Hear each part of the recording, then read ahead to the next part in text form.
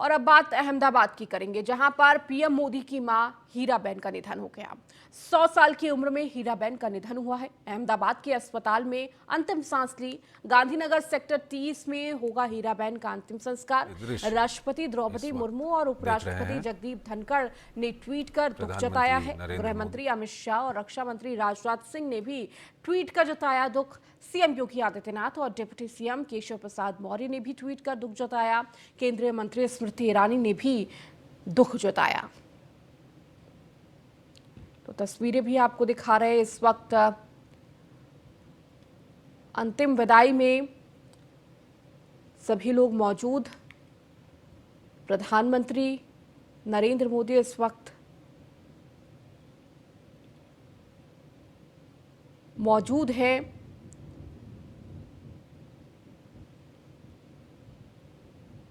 तो पीएम मोदी की मां की ये अंतिम यात्रा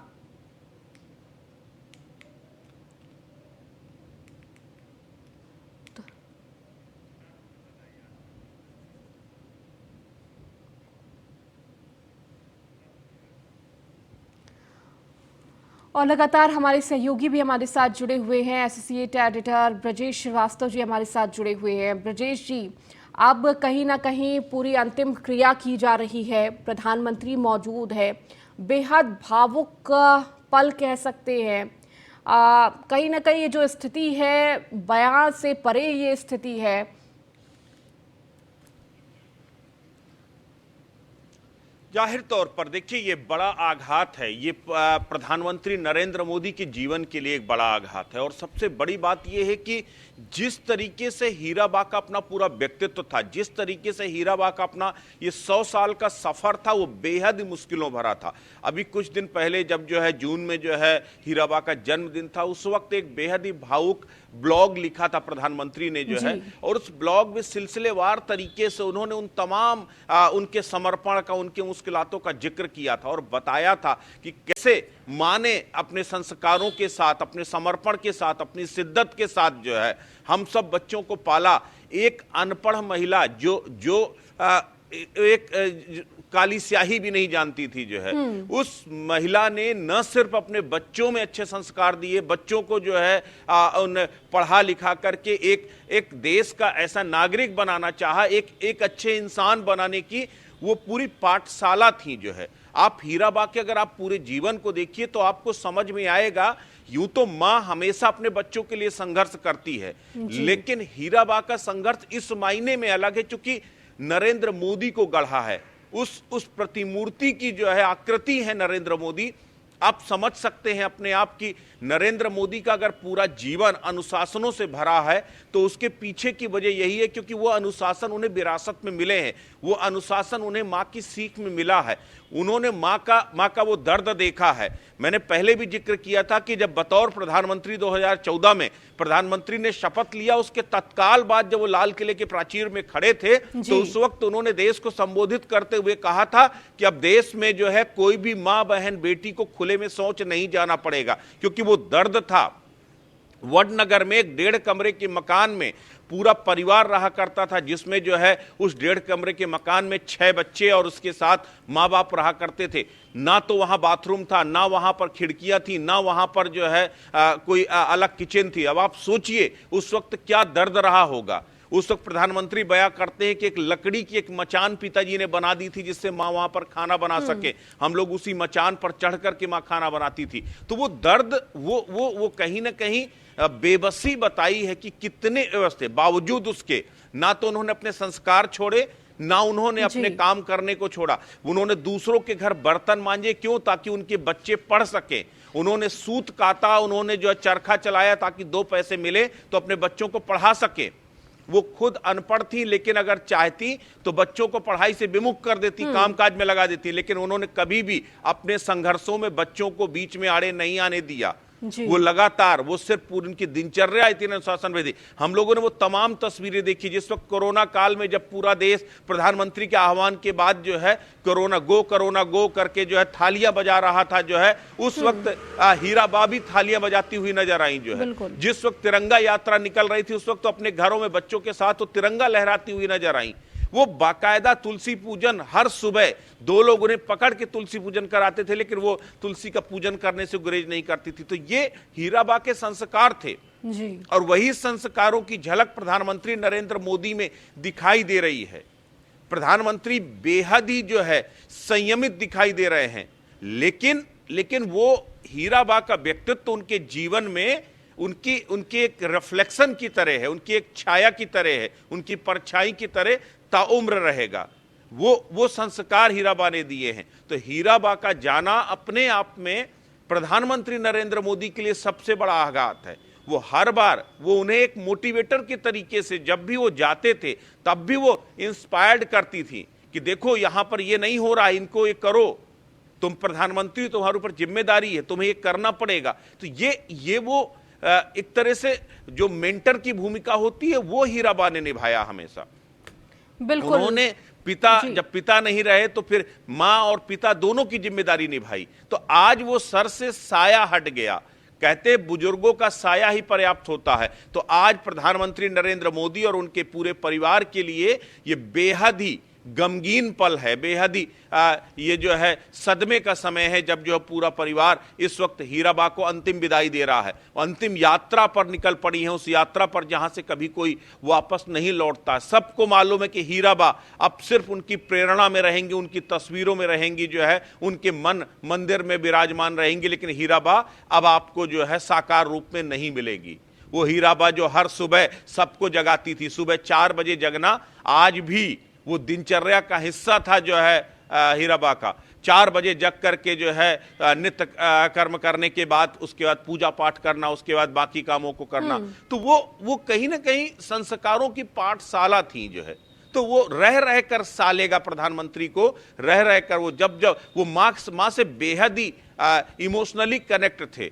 और मुझे लगता है कि जिस तरह का जीवन प्रधानमंत्री नरेंद्र मोदी का था, जिस तरह उन्होंने लीग से हटकर, परिवार से हटकर, समाज से हटकर, वो फिर चाहे जाकर के जो है कैलाश में जाकर के जो है आत्म साधना करना हो, या फिर पूरे जीवन जो है एकला जो है अकेले राष्ट्र को समर्पित कर देना हो, या फिर जो है संघ के स्वयंसेवक के तौर पर एक अलग भूमिका निभाना हो, इन तमाम भूमिकाओं में कहीं ना कहीं माँ की वो प्रेरणा थी, माँ का वो मोटिवेशन शामिल था। और तभी प्रधानमंत्री इतनी प्रतिबद्धता के साथ जब अपने जीवन को राष्ट्र के लिए समर्पित कर पाए। तो ये सिर्फ मां की बदौलत हो पाया। तो ये सारी चीजें जो है, अब आप सोचिए कि एक मां को अगर मालूम हो कि उसका बेटा जो है समाज से, भावनाओं से, परिवार से सबसे विरक्त हो रहा है, उस वक्त उसकी मनोदशा क्या होगी जी। लेकिन उस वक्त भी हीराबा ने मोदी जी का साथ दिया। प्रधानमंत्री बनने के लिए जो एक नर्सिंग की, जो परवरिश की जिसको कहते हैं, वो हीराबा ने किया जो है। वो एक यात्रा है, एक लंबी यात्रा है। लंबी राजनीतिक यात्रा से पहले प्रधानमंत्री की सामाजिक यात्रा थी, वो बेहद दुरूह थी, बेहद ही कठिन थी। एक बेटा, एक माँ का बेटा जब जो है तपस्यारत हो जाए, जब जो है घर छोड़ करके जो है चला जाए जो है, उस वक्त उनकी स्थिति क्या रही होगी। लेकिन हर एक पल मां उनके साथ थी। तो आज सबसे बड़ा वैक्यूम है प्रधानमंत्री नरेंद्र मोदी के लिए हीराबा का जाना। जब वो उनकी अर्थी को कंधा दे रहे थे तो उनके मनोभावों को समझना होगा। वो मन ही मन जो है ये सोच रहे थे, वो पूरी जीवन यात्रा मां की उनके जहन में ताजा हो रही होगी कि किस तरीके से मां ने संघर्ष हो गया। मां की जो सीख है वो बार बार, अगर वो गरीबों के लिए अगर वो जो है उज्ज्वला योजना की जब शुरुआत किया, तब प्रधानमंत्री का उद्बोधन था कि अब किसी मां की आंखें उस धुएं से खराब नहीं होंगी, क्योंकि उन्हें मालूम है कि उनकी मां ने क्या दर्द झेला था, किस तरीके से उस लकड़ी की मचान में, चूल्हे में खाना बनाती थी जो है, और उस वक्त सारे बच्चों को खिलाती थी। और उस वक्त कई बार जब मौसम खराब होता था, लकड़ियां गीली होती थी, तो वो धुआं आंखों में लगता था। तो वो दर्द महसूस किया है। खुले में शौच जाने का वो दर्द नरेंद्र मोदी ने महसूस किया। जब उनकी मां, उनके परिवार के जो है बाकी लोग खुले में शौच जाती थी, तो वो दर्द उन्होंने महसूस किया है। कैसे बगैर खपरेल का छत जो है मां बार बार उसको बरसात में ठीक करने की कोशिश करती थी जो है, बावजूद उसके घर इतना जर्जर हो चुका था कि वो कहीं ना कहीं से वो जो है पानी उसमें अंदर जाता ही था। नीचे डिब्बे, बाल्टियां लगा करके पानी को रोकती थी जो है। तो वो माँ का वो संघर्ष देखा है बरसात के दिनों में। इसीलिए जब प्रधानमंत्री बने तो उन्होंने फैसला किया कि हर एक व्यक्ति के जीवन में उसके पक्की छत जरूर होगी, हर एक व्यक्ति को घर देगी सरकार, और हर घर का सपना जो है वहां से साकार हुआ।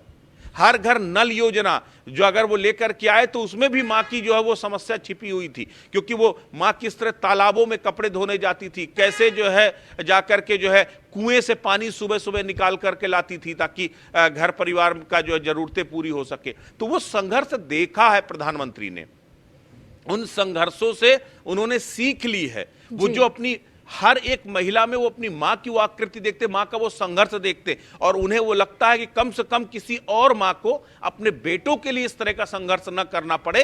वो दर्द कहीं ना कहीं उनकी उन योजनाओं में, उन नीतियों में दिखाई देता है, उनकी भावनाओं में दिखाई देता है। तो मैं बार बार जो कह रहा हूं, दरअसल ये बेहद भावुक कर देने वाला पल है। एक माँ एक बच्चे के लिए उससे बड़ा कोई आदर्श नहीं होती, उससे बड़ी कोई पाठशाला नहीं होती, और मां से बड़ा कोई शिक्षक नहीं हो सकता। एक बच्चे को गढ़ने में मां की सबसे बड़ी भूमिका होती है, और वो भूमिका का निर्वहन हीराबा ने किया है।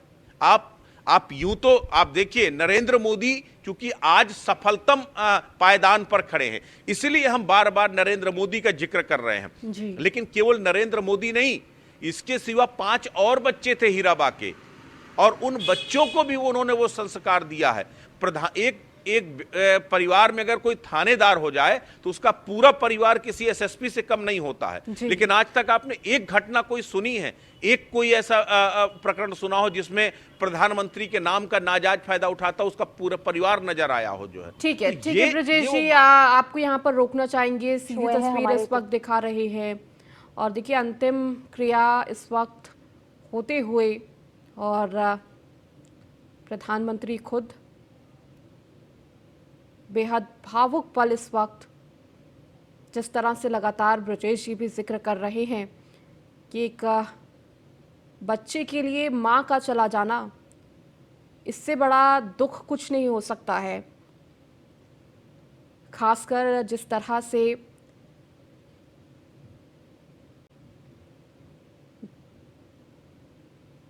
हीराबा का हमने पूरा जीवन देखा है, जिस तरह से प्रधानमंत्री खुद जिक्र करते हैं उनके संघर्ष की, उनकी तपस्या की, और प्रधानमंत्री का अपनी मां से जो जुड़ाव था वो अक्सर हमने देखा है। किस तरह से जन्मदिन हो या कोई जीत का समय, हमेशा मां के चरणों में पहुंचते थे प्रधानमंत्री, और आज उन्हीं चरणों को अंतिम विदाई देते हुए, नमन करते हुए इस वक्त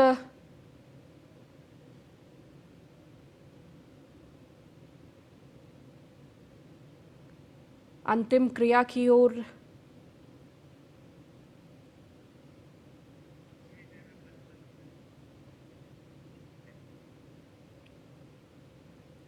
तो थोड़ी ही देर में पंचतत्व में विलीन हो जाएंगी हीराबा,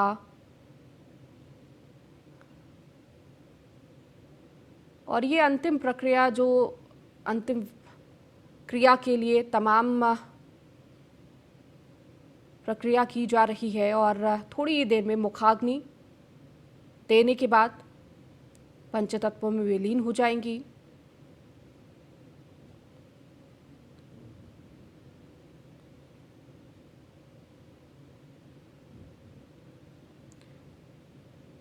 तो इस वक्त प्रधानमंत्री जिस तरह से उनकी तस्वीर कहीं ना कहीं मन में उन सभी यादों को समेटे हुए, अपनी माँ की, अक्सर प्रधानमंत्री अपनी माँ का जिक्र ज़रूर करते थे, किस तरह से उन्होंने अपना जीवन यापन किया है, अपने बच्चों को बड़ा करने में किस तरह से उन्होंने तपस्या की है, इसका जिक्र उन्होंने हमेशा किया। ब्रजेश जी हमारे साथ लगातार जुड़े हुए हैं। ब्रजेश जी, पंचतत्व में थोड़ी ही देर में माँ हीराबा विलीन हो जाएंगी, लेकिन इस वक्त प्रधानमंत्री नरेंद्र मोदी की जो मन भावना इस वक्त है, शायद ये सोचना भी एक आम जो ये ऐसी स्थिति से नहीं गुजरा हो, उसके लिए थोड़ा मुश्किल होगा। माँ की जो भावना है वो हर एक व्यक्ति के लिए अपने माँ से जो जुड़ाव है वो बयां नहीं किया जा सकता है। और हमने तो प्रधानमंत्री को हमेशा ही देखा है, चाहे वो जन्मदिन का मौका हो या फिर जीत का मौका हो, हमेशा ही माँ के चरणों में पहुँचते थे नमन करने के लिए। आज अब इसके आगे कहीं ना कहीं वो जीत भी अधूरी होगी, वो जन्मदिन भी अधूरा होगा। बिल्कुल, देखिए मैं बार बार कहता हूं, ये बेहद भावुक कर देने वाला पल है, यह अपूरणीय क्षति है प्रधानमंत्री नरेंद्र मोदी के लिए, क्योंकि जब जब वो किसी मिशन पर निकलेंगे तब तब उन्हें मां की याद आएगी। जब जब वो कोई जनहित में, जन कल्याण में, गरीबों के लिए, जरूरतमंदों के लिए कोई बड़ा फैसला लेंगे तब तब उन्हें मां याद आएगी, क्योंकि मां का अपना जो स्थान है ना, वो कोई नहीं भर सकता, मां की जगह कोई नहीं ले सकता।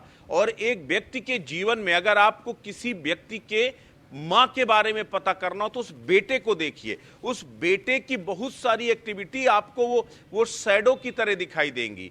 मां नर्सिंग होती है, मां वो जो है माली की तरह जो है अपने उस पौधे को तैयार करती है, उसे वटवृक्ष बनाती है जो है। तो प्रधानमंत्री नरेंद्र मोदी का पूरा जीवन उनके मां के संघर्षों की वो यात्रा है।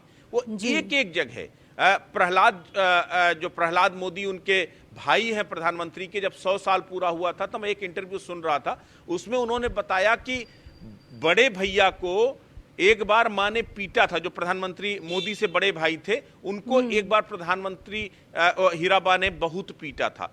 पीटा सिर्फ इसलिए था क्योंकि उन्होंने घर से एक चीज बगैर मां को बताए उठा ली थी।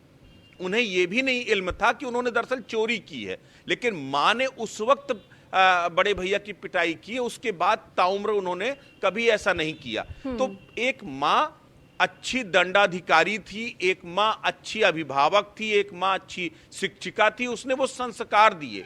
अगर उस बच्चे को बचपन में मां ने नहीं पीटा होता तो शायद वो उसे जो है उस धृष्टता समझ के उसे दोहराता रहता और वो उसके संस्कारों में शामिल हो जाता। लेकिन वो अनुशासन था। मां बर्तन मांजने गई लेकिन बच्चों को कभी काम करने के लिए नहीं भेजा, इसलिए वो अपने कामों में कभी परिवार को, बच्चों को इन्वॉल्व नहीं करती थी, उनकी पढ़ाई को इंटरप्ट नहीं करती थी, बल्कि वो उनको नहीं मालूम थी कि शिक्षा की कीमत क्या है।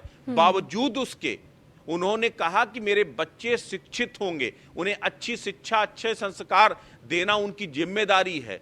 तो एक अनपढ़ महिला ने वो कुछ गढ़ा जो शायद मुझे नहीं लगता कि कोई पीएचडी, कोई जो है शोधार्थी, कोई जो है आईएएस आईपीएस ब्यूरोक्रेट्स अपने बच्चों को वो संस्कार दे सकता है जो एक निरक्षर महिला ने दिया। उनके अंदर वो भाव थे, वो संस्कार थे, वो उस तरह से पली थी। आप सोचिए किस तरह का संघर्ष हीराबा के साथ था। 6 महीने की उम्र में उनकी मां का निधन हो गया, उनके पिता ने दूसरी शादी कर ली, उनके जो बच्चे हुए उनको पालने की जिम्मेदारी हीराबा के पास आ गई। इतना ही नहीं, उसके बाद जब दूसरी मां भी खत्म हो गई तो पिता ने तीसरी शादी कर ली, उनसे जो बच्चे हुए उनको भी हीराबा ने पाला। हीराबा 15-16 साल की उम्र में उनकी शादी हो गई और महज 17-18 साल की उम्र में वो मां बन गई जो है, यानी जो सबसे बड़े बेटे हैं वो जो है। तो अब आप सोचिए कि इतनी कम उम्र में मां बनना, एक मां के रूप में जो है बच्चों का पालन पोषण करना, घर के दायित्वों को निभाना।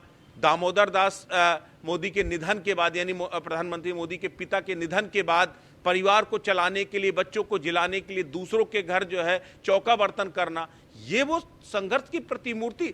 इस लाइन पर बच्चे कहीं बिगड़ जाते हैं, बच्चे दूसरे रास्ते पर चले जाते हैं। लेकिन आप सोचिए कि किस तरीके से गढ़ा है वो जो एक कुम्हार होता है, वो जब अपने बच्चों को जो है मिट्टी, एक कच्ची मिट्टी से वो जो उसे आकृति देता है, तो वो आकृति यहां पर जो है प्रधानमंत्री नरेंद्र मोदी को वो आकृति दिया। और वो कहीं ना कहीं सबसे बड़ी बात है कि इसीलिए मैं कहता हूं कि प्रधानमंत्री जो करते हैं, जो कहते हैं, जो सोचते हैं, उसमें हीराबा की झलक दिखाई देती है, उनके संघर्षों की झलक दिखाई देती है। तो ये अपूरणीय क्षति है और इसकी भरपाई नहीं हो सकती। शब्दों में तो कम से कम इसे कोई भी आंक नहीं सकता उनके आकलन को, जो 100 साल में जो हीराबा ने संघर्ष किया है। 6 महीने के बाद जिसने बचपन नहीं देखा, जिसने मां का प्यार नहीं देखा, जिसने मां का लाड़ प्यार नहीं देखा, उसने एक आदर्श मां बनकर के अपने बच्चों को पाला, उन्हें अच्छे संस्कार दिए। तो ये सबसे बड़ी बात है। और इसी की जो कमी है वो हमेशा सालती रहेगी प्रधानमंत्री नरेंद्र मोदी को। बिल्कुल ब्रजेश जी, आप लगातार जुड़े रहिए। और देखिए, मुखाग्नि देते हुए प्रधानमंत्री, और इस वक्त आपको तस्वीरें दिखा रहे हैं, और मुक्तिधाम में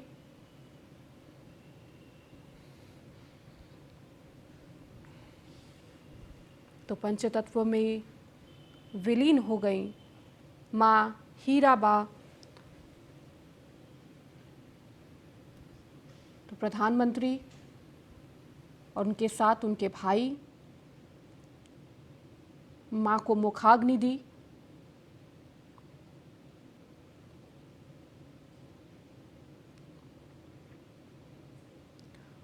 और कहीं ना कहीं माँ के साथ बिताए हुए हर एक पल, उनकी दी हुई हर एक शिक्षा, उनकी यादें, उनकी तस्वीरें इस वक्त प्रधानमंत्री याद करते हुए, उन्हें नमन करते हुए, और आज अंतिम बार उनके चरणों में शीश नवाते हुए, उनका नमन करते हुए प्रधानमंत्री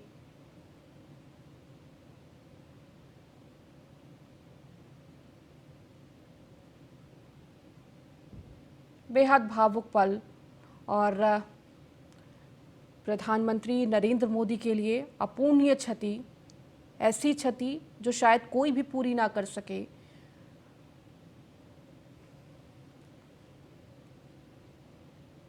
माँ से प्रधानमंत्री का जो रिश्ता था वो जग जाहिर था। हर मौके पर वो जिक्र ज़रूर करते थे अपनी माँ का।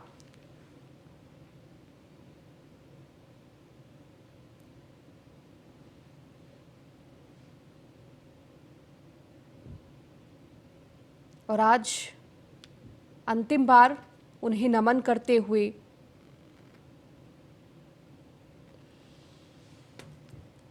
और लगातार ब्रजेश जी हमारे साथ जुड़े हुए हैं। ब्रजेश जी, अब पंचतत्व में विलीन हो गई माँ हीराबा, और देखिए अक्सर जिस तरह से प्रधानमंत्री को हमने देखा है, हर उस प्लेटफॉर्म में उन्होंने अपनी माँ का जिक्र ज़रूर किया है। जब फेसबुक के संस्थापक मार्क जुकरबर्ग से भी बातचीत कर रहे थे, उस वक्त भी माँ के संघर्ष को बताते हुए किस तरह भावुक हो गए थे प्रधानमंत्री। हम सब ने देखा था उनके संघर्ष को, उनकी तपस्या को, हर एक चीज़ जिक्र कर रहे थे कि किस तरह उनकी माँ दूसरे के घरों में जाकर बर्तन धोती थी, पानी लाती थी, और कहीं ना कहीं उस संघर्ष को याद करके किस तरह भावुक हुए थे प्रधानमंत्री अपने अंतिम वक्त। ब्रजेश, ये है कि कोई जन सेवक यूं ही नहीं बनता है।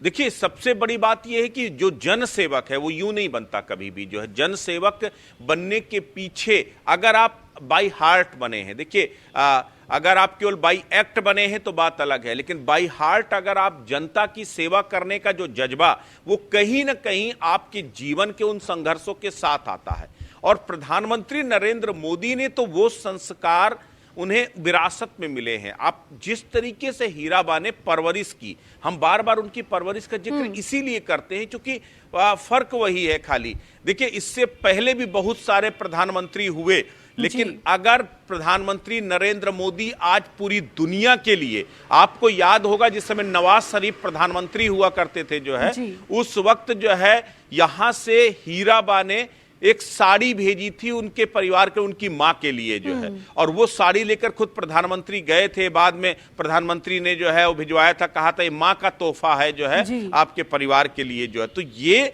वो डिप्लोमेसी की भी अपने आप में एक वो थी जो है, क्योंकि मां हर जगह आदर्शों के तौर पर प्रधानमंत्री के जीवन में स्थापित थी जो है। जब भी उन्होंने उन संघर्षों का जिक्र किया, जब भी वो किसी बड़े पॉलिटिकल लीडर के साथ, डिप्लोमेट्स के साथ वो बैठते थे तो जिक्र करते थे। वो जब बात आती थी कि एक लीजेंड मोदी कैसे बना, तो मोदी द ग्रेट मोदी बनने के पीछे एक नरेंद्र मोदी को द ग्रेट लीजेंडरी बनाने के पीछे वो हीराबेन थी। हीराबेन ने जीवन के वो सबक सिखाए जो शायद कोई किताब नहीं सिखा सकती थी। वो संघर्ष दिखाए, उन्होंने बताया। वो हर बार कहती थी कि जब जब तुम राह से तब तब मेरे संघर्षों को याद रखना, तुम सही रास्ते पर आ जाओगे, जीवन में कभी गलत नहीं कर पाओगे। तो ये हीराबेन के अपने संघर्ष थे जो अपने जब जब प्रधानमंत्री कोई फैसला लेते हैं, जब जब किसी मीटिंग में बैठते हैं, तो बहुत सारे ब्यूरोक्रेट्स से हम लोग लगातार बात करते हैं। वो ब्यूरोक्रेट्स कहते हैं कि क्या विजन है प्रधानमंत्री नरेंद्र मोदी का, हम उस जगह से सोच ही नहीं पाते जहां से वो सोचते हैं। वो इसलिए कर पाते हैं क्योंकि वो दिल से सोचते हैं। अधिकारी उसको जो है गुणा गणित करके उसका टेक्निकल पॉइंट देखते हैं, लेकिन उसका इमोशनल पॉइंट नहीं देखते। कहते हैं कि राजधर्म आप इमोशंस से नहीं चला सकते हो, लेकिन बगैर इमोशंस के आप राजधर्म का पालन नहीं कर सकते। और वो इमोशंस जो है ना, वो कहीं ना कहीं वो पिछले जिंदगी के सबक हैं। वो मां हीराबेन के संघर्ष हैं। उन्होंने वो संघर्ष देखा है। जब पिता सुबह 4 बजे निकल जाते थे चाय की दुकान के लिए, और माँ सुबह 4 बजे से जग करके जो है दिनचर्या निपटाती थी। किस तरीके से गेहूं पीसना, जिस तरह से बाजरे को पीसना, किस तरीके से जो है अनाज को बीनना, उसके बाद कुएं में जाकर के पानी भरना, वहां से ला करके पानी ला करके बच्चों के लिए खाना बनाना, उसके बाद फिर कहीं काम काज के लिए जाना। वो तमाम चीजें, वो एक एक चीजें वो देखी हैं प्रधानमंत्री ने। और वो जो देखी हैं वो इसीलिए आप उठा करके 2014 से आज तक आप एक एक योजना को उठा करके देखिए। आप चाहे जो है आपकी स्वास्थ्य की योजना हो, चाहे उज्ज्वला योजना हो, चाहे दीनदयाल ज्योति जो है योजना हो, हर घर को बिजली से युक्त करने की योजना हो, क्योंकि वो सब देखा। वो लालटेन में किस तरीके से जब मिट्टी का तेल खत्म हो जाता था तो कैसे अंधेरे में रहना पड़ता था। माँ उसका जुगाड़ करती थी कि किस तरह से 2 घंटे जलाओ, फिर उसके बाद जो है बंद कर दो ताकि मिट्टी का तेल खत्म ना हो जाए। तो वो सब चीजें देखी हैं, वो दुश्वारियां देखी हैं, अपने पिता के संघर्षों को देखा है उन्होंने देखा कैसे उनके पिता अनुशासन के साथ जो है वडनगर के रेलवे स्टेशन में चाय बेचा करते थे, और चाय बेचते समय भी उन्होंने जो शुचिता, जो आदर्श बनाए रखा, वो जो है उन्होंने कभी जाया नहीं जाने दिया। तो भले ही आप मुफलिसी के दौर में हो, भले आप तंगहाली में हो, लेकिन तंगहाली का मतलब ये नहीं है कि आप अपनी सोच को बदल दो, अपने आदर्शों को बदल दो, अपने जो है मिशन को बदल दो। आपका लक्ष्य एक होना चाहिए, वो जीवन में आदर्श स्थापित करना। और वो काम हीराबेन ने और दामोदर मोदी ने, दोनों ने जो है प्रधानमंत्री नरेंद्र मोदी को विरासत में दिया है। बिल्कुल। तो मां का असर बेटे के जीवन पे सबसे ज्यादा होता है, क्योंकि मां केवल एक पाठशाला ही नहीं है। मां अपने आप में एक आकृति होती है, एक प्रतिकृति होती है, आप ये कहिए जो है, तो रिप्लिका है सीधे से। तो प्रधानमंत्री नरेंद्र मोदी के व्यक्तित्व की रिप्लिका है हीराबेन, और आज वो उनसे जो है जुदा हो गई, आज हमेशा हमेशा के लिए हीराबेन नहीं रही। तो ये वैक्यूम जो है वो कोई नहीं भर पाएगा, मां की जगह कोई नहीं ले पाएगा। लेकिन हां, इतना जरूर है कि मां ने जो आदर्श स्थापित किए, वो आदर्श प्रधानमंत्री नरेंद्र मोदी के जीवन को और प्रेरित करते रहेंगे। अब मां नहीं है, लेकिन उनके अक्स में मां रहेगी, उनकी सोच में मां रहेगी। आप हर बड़ा फैसला, नोटबंदी से लेकर के एक एक फैसले में मां किसी न किसी रूप में प्रधानमंत्री नरेंद्र मोदी के साथ रही। जब देश लाइनों पर लगा था, तब मां लाइन पे लग करके पैसे निकालने गई और ये कहा कि मैं प्रधानमंत्री की मां हूं, तो क्या हुआ। लेकिन मैं उस दर्द को महसूस कर सकती हूं, और वो उसी तरीके से सामान्य व्यक्ति की तरह लाइन में लग करके गए। वो उसी तरीके से जो है उस कोरोना काल में थाली बजाती हुई नजर आई, जो है देश को मोटिवेट करती नजर आई। अपने बेटे के उस फैसले पर जब लॉकडाउन किया था, बहुत सारे सवाल खड़े कर रहे थे, लेकिन उन्होंने कहा नहीं, देश को बचाने के लिए कड़वी गोली जरूरी है और बेटे के फैसले के साथ मैं साथ हूं। तो ये हर फैसले में प्रधानमंत्री के हीराबेन साथ में थी। ये अपने आप में आज वो कहीं ना कहीं जो सदृश साथ है वो छूट गया है। तो एक बड़ा वैक्यूम है। बिल्कुल ब्रजेश जी, और जिस तरह से आप जिक्र कर रहे थे, चाहे वो उस वक्त नोटबंदी का जिक्र हो, माँ किस तरह से लाइन में लगकर खुद उस पूरी प्रक्रिया को पालन करती हुई, और अक्सर ऐसी तस्वीरें आती है कि जब वो बैंक भी जाती थी, खुद लाइन में लगकर, आम लोगों की तरह ही लाइन में लगकर तमाम उस प्रक्रिया का जिस तरह से निर्वहन करना चाहिए वो निर्वहन करती थी। प्रधानमंत्री की माँ ज़रूर थी, लेकिन जिस तरह से आम जीवन उन्होंने जिया है, सबके लिए एक मिसाल के तौर पर थी। और देखिए, हर कोई इस बात का जिक्र कर रहा है, इस पूरी जिस तरह से ये पूरी घटना हुई है इस पर हर कोई दुख व्यक्त कर रहा है, लेकिन साथ ही साथ उनकी हर वो संस्कार हो, चाहे वो प्रधानमंत्री से मिले हों या फिर माँ उनकी माँ से मिले हों, हर उस मुलाकात को हर कोई याद कर रहा है कि उनकी माँ कितनी सादगी उम्र थी और उसी सादगी का कहीं ना कहीं रूप प्रधानमंत्री में देखने को मिलता है, उसी संस्कार का रूप प्रधानमंत्री में देखने को मिलता है और लगातार उनके जो संस्कार हैं, उनकी जो छाया है लगातार प्रधानमंत्री पर थी। लेकिन आज ये जो अपूर्णीय क्षति हुई है प्रधानमंत्री के जीवन में, कहीं ना कहीं हर किसी के जो उनसे मिले हुए थे उन्हें भी ऐसा अनुभव लग रहा है कि जैसे एक आसमान हट गया हो, प्रधानमंत्री के सर से आसमान हट गया हो।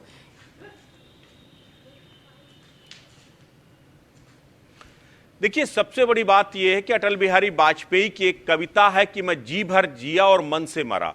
तो ये कहीं ना कहीं 100 साल की उम्र में अब अपने बेटे को प्रधानमंत्री बनते तक देखा है जो है। एक अपने बेटे को कैलाश में जाकर के साधना करने से लेकर के, यानी घर का त्याग करने से लेकर के देश के प्रधानमंत्री के पद तक, देश के सबसे बड़े जो है एक तरह से प्रतिनिधि के तौर पर जो है हीराबा ने देखा है। अब इससे ज्यादा उन्हें और क्या देखना था जो है।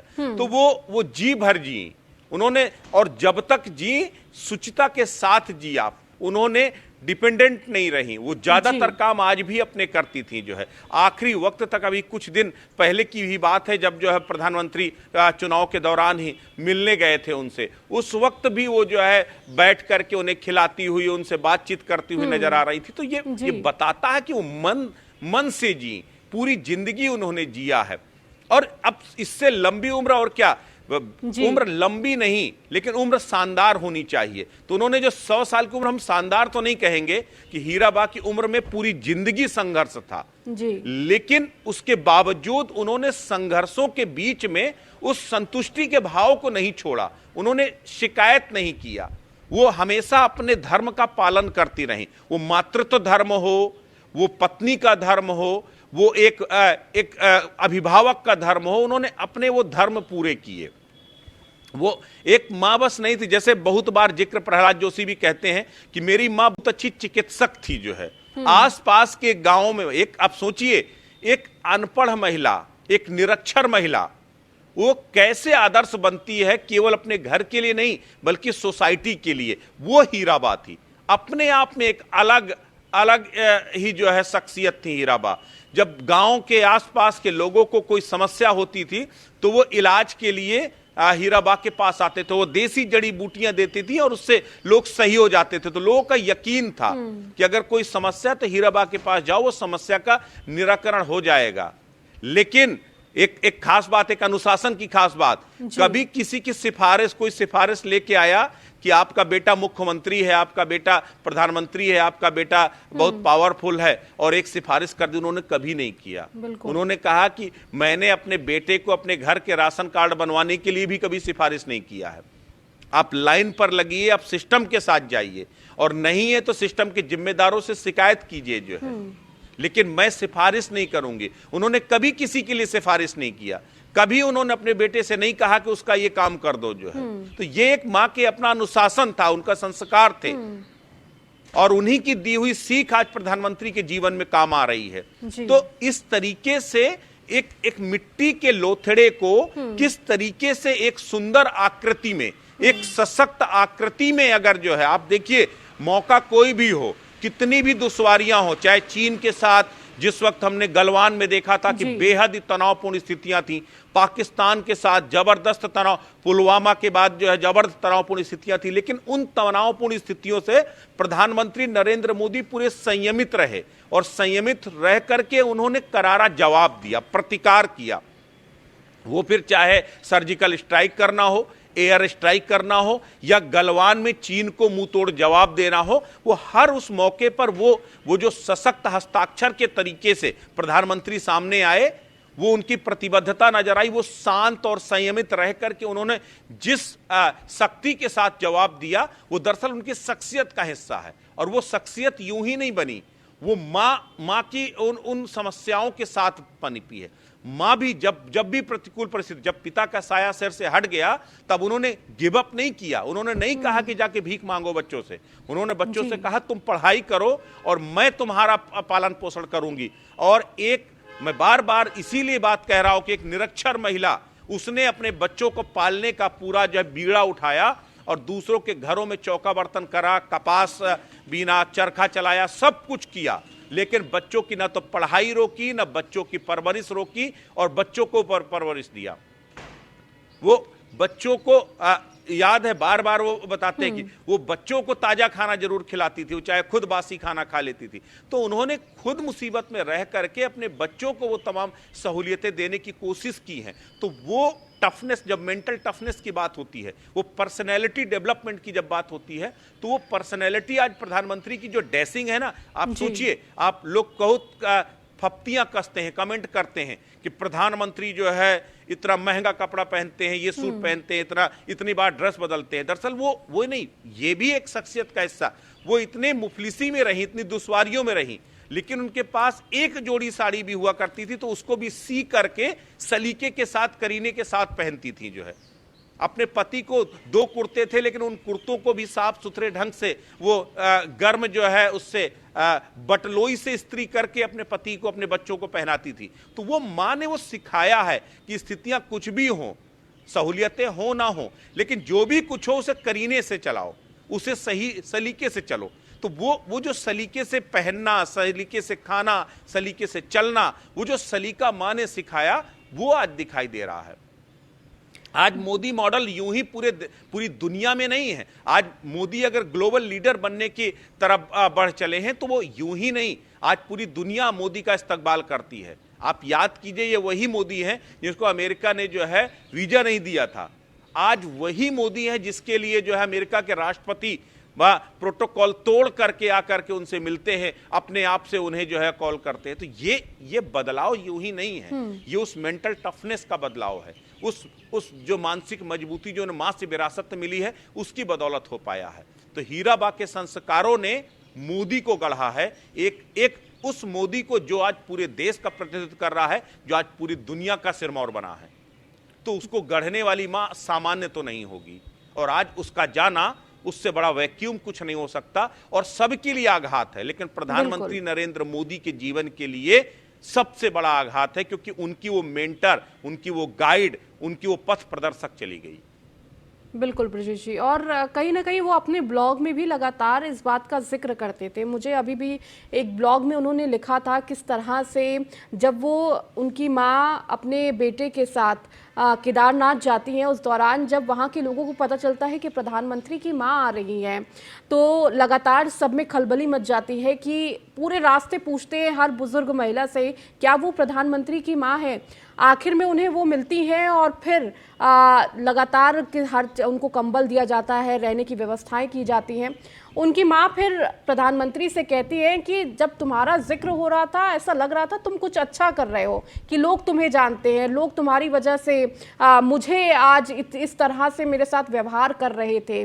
कहीं ना कहीं अगर हम शुरू की बात की जाए तो शायद उस वक्त हम माँ हीराबेन को नहीं जानते थे, नहीं पहचानते थे, लेकिन उस वक्त की बात है जब माँ इस बात का जिक्र कर रही थी प्रधानमंत्री से।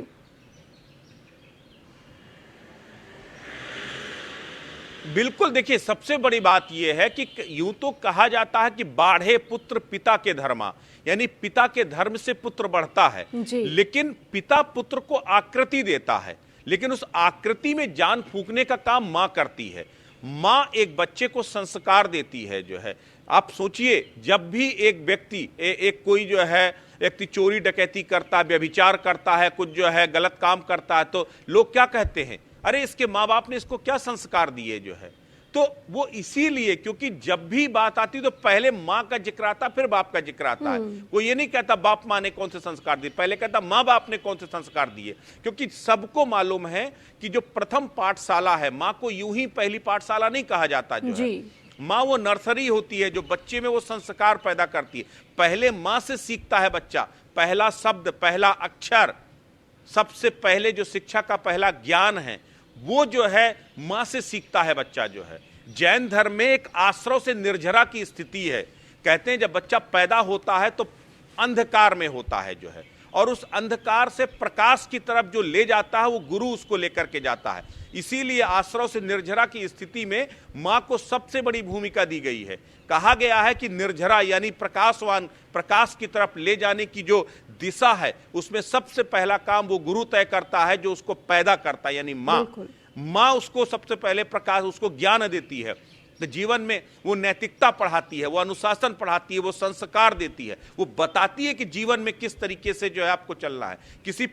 किसी पढ़ाई में आपको नहीं बताएगी कि पता चला पहले ये पैर बाहर निकालो, पहले इसमें जो है ठंड लग जाएगी तो पहले आप ये करो। तो वो सारी चीजें जो जीवन की कला है, जीवन की पहली शिक्षा मां अपने बच्चे को देती है। तो वो इसीलिए एक बच्चा जब सबसे पहला शब्द बोलता है तो मां बोलता है, सबसे पहले वो मां को याद करता है। जो बोलना सीखता है वो मां को बोलना सीखता है। तो वो मां बच्चों को किस तरीके से आगे लेकर के जाती है, किस तरीके से उसमें वो संस्कार भरती है, ये सब चीजें बहुत मायने रखती हैं।